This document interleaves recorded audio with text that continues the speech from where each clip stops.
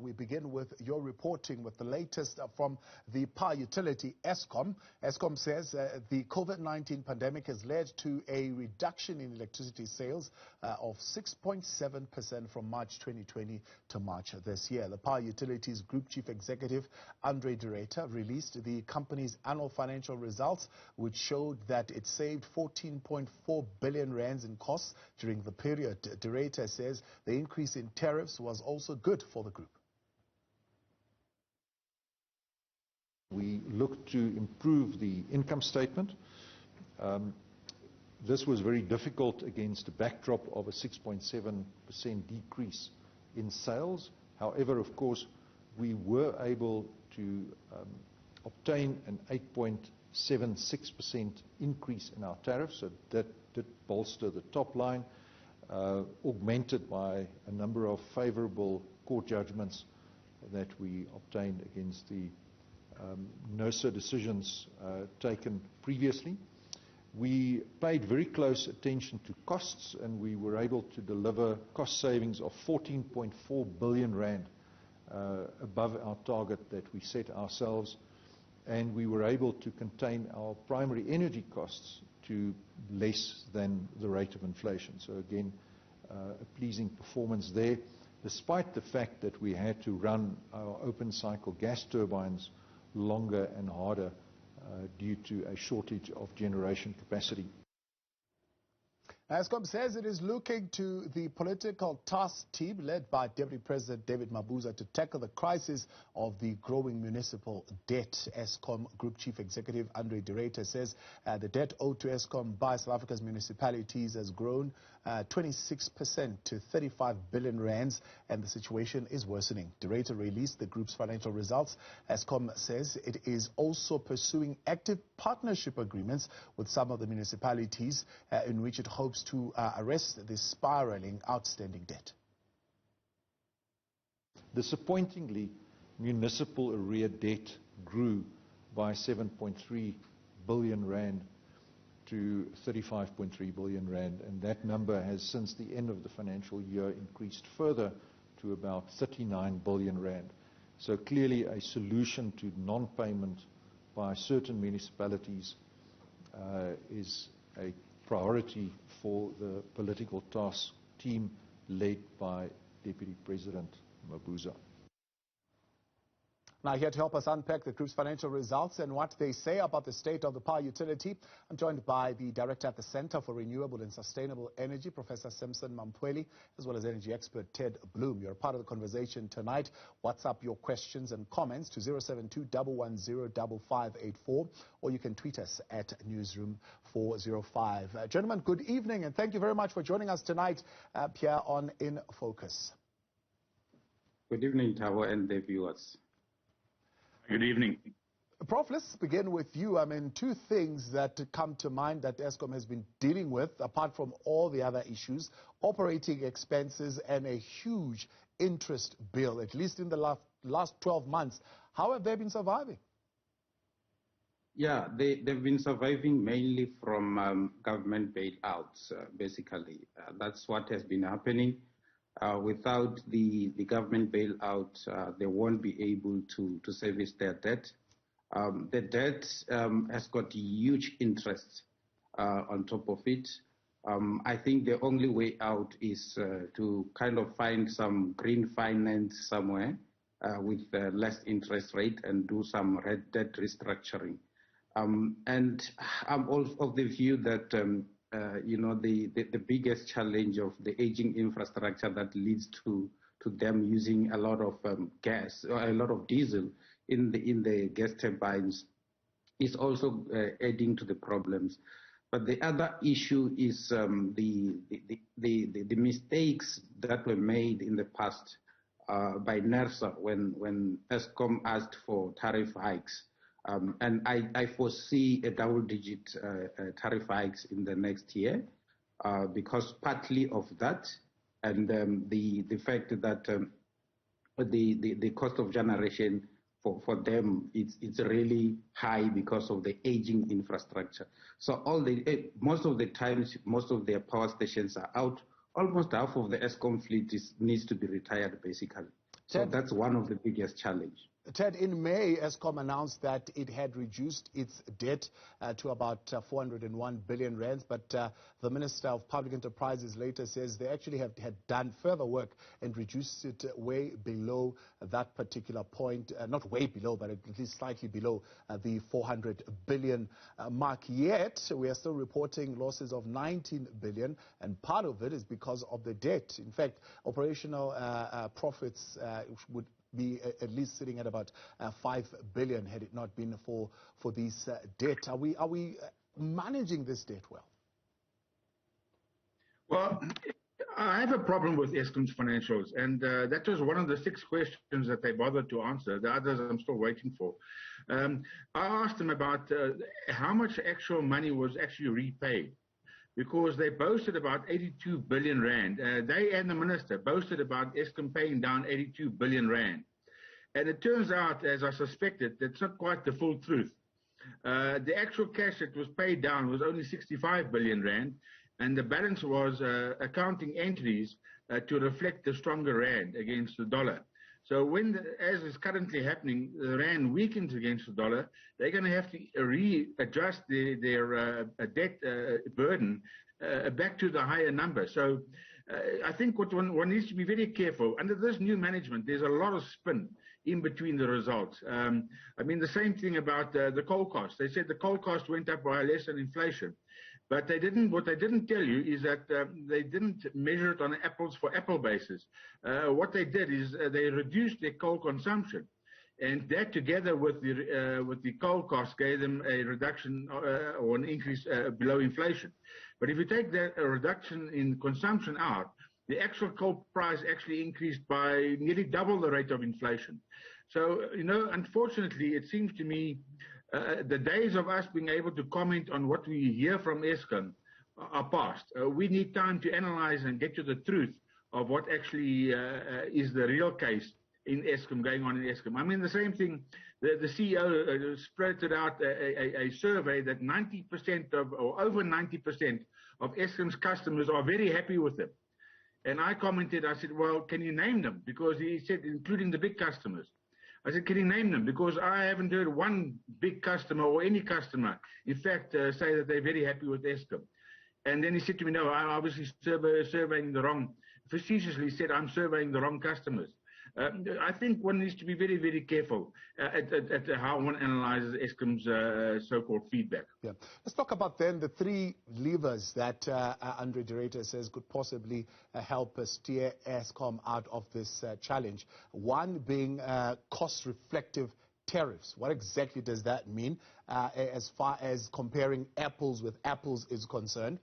And the other issue, he says, the 35 or 39 billion rands owed by the municipalities is something that we would need to certainly be looking at. And the third thing is a equity injection of 150 billion rands or so. That could be the last equity injection they would actually need, and they'll be back on track. How true is that?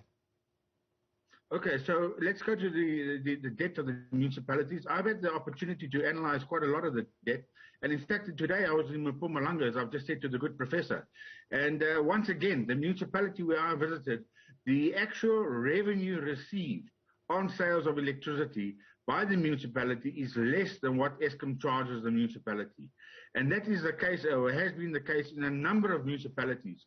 And I mean, as part of the forensic work I've done to date, there is a massive disconnect between what Eskom constitutionally should have been allowed to increase its tariff by, which is a maximum of CPI, which over the last 12 years stands at around about 79%, and what actual Eskom tariff increases have been, which is over 500%. And that's a matter that's going to the Constitutional Court, and we're waiting for clarity on that matter. So what's happening is Eskom is charging people far more than what they are constitutionally allowed to be charging people. That's the one thing. And that's why the municipalities can't pay the Eskom bill, is because they recover less than what the Eskom bill actually is. And that's why they're going into bigger and bigger and bigger debt. That's the one thing. The other thing is Eskom today has proudly announced that the cost of completion of Medupi and Kusile is around about 160 billion each. So that's, if you add it up, it comes to 320 billion.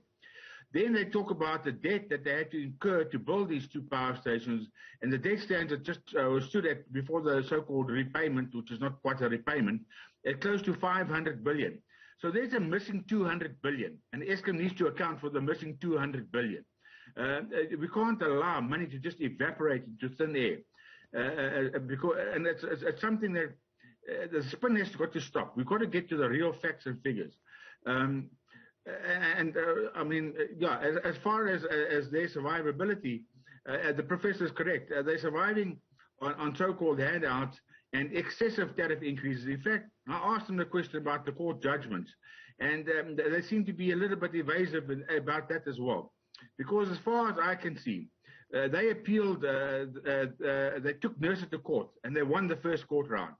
NERSA didn't file a replying affidavit, which is criminal, because NERSA is supposed to represent us in this argument. The court then gave Eskom judgment, because NERSA didn't file a replying affidavit.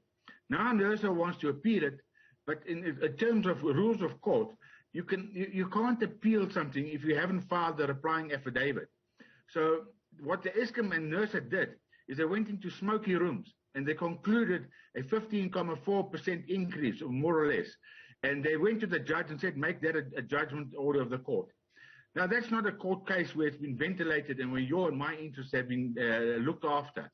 This is smoke and mirror rooms where things are concocted under the table and then proudly announced as a tariff increase. Yeah. And when I questioned them on that, they said, no, the appeal still has to be heard. Now, I want to know why they haven't invited, NERSA especially, why they haven't invited the public to participate in that court case appeal. Because if we lose, then we have to carry on paying the 15.4%. And are you saying that increase would not be a cost-reflective tariff, and would that put us out of being competitive compared to what other people are paying in the world for energy? No, exactly. I mean, the cost reflective has been increasing ever since the days of Brian Damas when they invented that tariff. Now, firstly, cost reflective cannot be applicable when you've got a monopoly operating because there's no market cost, other proxy costs that you can use as a benchmark.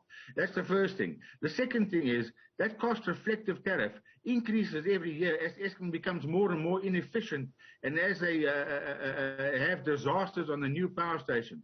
And if I can just help the professor, I mean, yes, Eskom has got an aging fleet, but don't be lied to by Eskom because it's an aging fleet that's actually carried us for the last 12 years.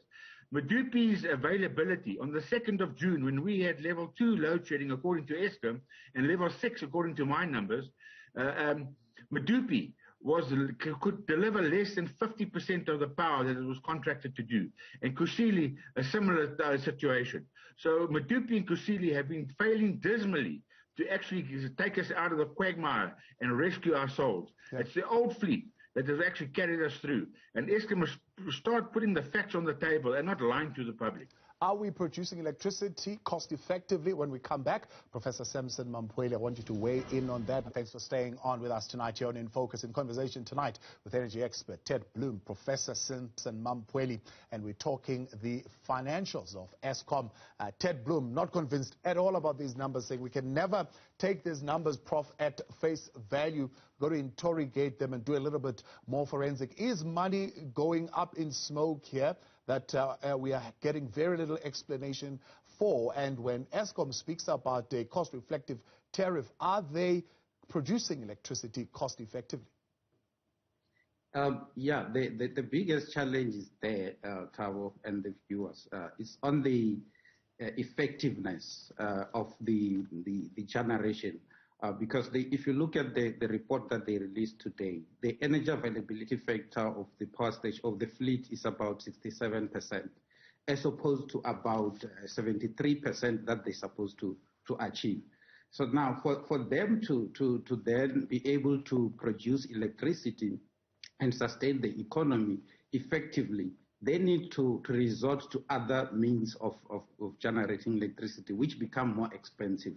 So the challenge that I see, partly we've got the aging infrastructure that we cannot run away from, which they need to decommission. They need to decommission about 11,000 megawatts and replace that with something else. I had at a cost of $10 billion US, I suppose. Yes, that's almost the cost, but my view has always been that Eskom should not be in the game of electricity generation, and I think most experts will agree with me. Eskom should leave electricity generation to the private sector. They can't build a power station, at cost effective. If you look at the cost of Medupi and Kusile, we can't even go the 3 times the cost of the original cost and things like that. Yeah. If they go the private route, if you look at renewable energy, for instance, the projects can be built within budget, and they can be built quite faster than Eskom can do. So for me, the Eskom generation should do away with the generation fleet and concentrate on transmission and distribution. And we just need to find a way of servicing the debt. I mean, the debt is being serviced by the public, basically. Yes. So we can continue to service that debt while they concentrate on cleaning up issues around transmission and distribution, and leave generation to the private sector. But that still need to be regulated. So the only thing that we need to do to protect the poor and the vulnerable is through regulation of the tariffs and on the generation side of things, while the private sector is playing in that space. Who's interested to give Eskom 150 million rands, or 150 billion rands, I beg your pardon, to at least repurpose most of the coal plants by 2050? Well, there's a number of green finance providers who are interested in giving Eskom money. But that money comes with a number of conditions. And one of the conditions is that they need to be implementing green energy technologies in some of these power stations. The finance can come at a much lower interest rate. So it can help them in terms of servicing part of the debt, but it's not going to be the magic bullet that will let the debt go away without the public actually bearing the brunt of that particular debt. So are we still likely, Ted, to see double-digit increases? And again, that question to you, who's interested in giving Eskom 150 billion rands? How are those negotiations going? Okay, so the rater admitted earlier on this week at a radio station that Eskom needs another 15% a year tariff increase. In fact, my own modeling shows that without drastic intervention to stop the corruption, to stop the overpopulation of Eskom's payroll by more than 20,000 people, so if without any of those interventions, on a business-as-usual basis, Eskom needs a tariff increase of 25% a year. And that's what they've been living on since they went on this corrupt building of Medupi and Kusile at more than 10 times the World Bank average cost for a similar power station. And Eskom keeps on arguing with me, and I keep on telling the regulator, go to Mundra in India. It was built for 35 billion rand, on time, on budget, and it's running really, really well. And I saw the first tender for Medupi at 34 billion rand. And then after that, it got corrupted to more than double that, and then escalated because of delays and more corruption. So what I've asked for, I said long ago, you can write off Eskom's debt easily by doing a proper forensic investigation into the corruption. And then you'll be able to write back to those people and claw back from those people who corrupted the thing. But you can probably call back more than 400 billion rand of the 500 billion rand. Eskom should be left with 100 billion rand debt, and that is conservative. But there's a seemingly an unwillingness, because when they start digging, they're probably going to start digging up the fingers of their colleagues in government who have all been serviced out of this corruption. And that is part of the big problem. As far as the correct price, if you take out all the corruption and you stay on what was the proper tangent for Eskom inside the constitutional limits, Eskom's electricity price should be no more than 50 cents a kilowatt hour now. And I don't know of anybody in this country who's paying less than 2 rand a kilowatt hour. So that's how big the gap is. So there is plenty of space for improvement. And as the professor says, I don't think, I agree with him. I don't think Eskom should put their finger near any building plant operation ever again. They've disqualified themselves by their dishonesty, their corruption, their incompetence, and their no-care attitude towards the public and spending our money. 6.7% drop in consumption during the pandemic, which of course is an indication of, I suppose, things to come when you talk of the fact that companies can now produce their own electricity. Are those customers likely to return, Ted? I think once the gates open, and I'm busy working with a couple of those players, and I'm bringing in new technology as well, God willing, those people will never, ever. It's a bit like the old telecom model before we introduced cell phones. Even though cell phones were far more expensive, people had built up such a hatred for the supplier who exploited them left, right, and center. We get it every day. Pay your bill or else we cut you off, and all sorts of threats like that. That the people will be too happy to find another supplier, even if it's more expensive. And I believe that if it's done properly, it doesn't have to be more expensive. It can actually be cheaper and cheaper going forward. Yes, I see Eskom in a dying mode, and I don't believe that with small-scale embedded generation on a distributed basis, so every town doing its own generation like they used to do before Eskom became this monolith, I think that Eskom's on a dying tangent. Prof, you agree? And they dug their own grave. How will they survive without those big players who will now be producing much of their electricity? This one from Danny, let me look at Twitter. Twitter saying Eskom has lost it. They are a power producer, but they have the ability to tell the users not to use too much electricity. That's actually working against themselves, whereby they need revenue and be on top of the maintenance. Well, I mean, it's not even about asking the user to use less. The user will now literally just leave Eskom, and they will not need to be told to use less or more. Absolutely. I think they're digging their own grave. Sorry. Prof? Yes. I do agree that most people will leave, and especially big business. What we have seen in the sector now, since the announcement of the 100 megawatts cap that people can generate without a generation license, there's quite a lot of interest. Even ourselves at the university, we're doing quite a lot of studies for various big customers who want to be off the grid. Some of them will still use the grid for wheeling, and Eskom has designed a very good process for that. So they will lose a lot of revenue. That's why, in my view, Eskom shouldn't be playing in the space of electricity generation. They should just get rid of that fleet and let the private sector play in the space. The other issue is, even with household customers, commercial customers, household customers, most of them are looking at the security of supply. Most people don't like load shedding, so they're starting to look at alternatives such as solar PV with battery storage. And the renewable energy technologies are becoming cheaper, by the way.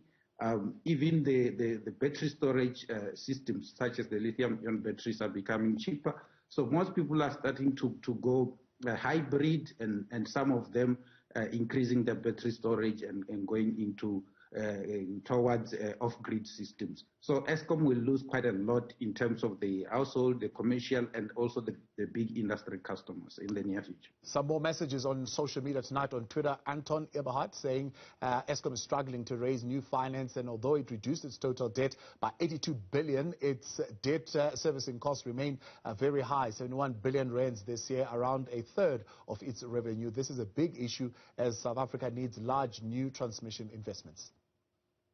On WhatsApp, this is what you're saying tonight, 072-110-5584, on Eskom's struggles and issues that they are dealing with. Maybe, Ted, let's come in there. The issue of raising new finance. Should the pension funds even begin to come close to this thing? Well, if they don't want to have a pension, they're welcome to participate in Eskom's debt. As far as I'm aware, and I speak to overseas lenders on a regular basis, they contact me, I don't contact them. They want to know the state of play in this part of the world. And you will see that when you look at the slide showing Eskom's new anticipated debt for next year and the profile, that they've actually got zero in for international lenders. And that is a reflection of the fact that international lenders have had enough of Eskom, and they are cutting their losses, and they will not open up the taps again to Eskom. King Tollgate M. Tunzini saying on WhatsApp tonight, Eskom is failing us dismally. It is high time we get a competitor so that they catch a wake up. That's where we leave it for tonight. Ted Blom, Professor Sampson Mamphweli, I appreciate your time. Thank you very much for joining us tonight on In Focus.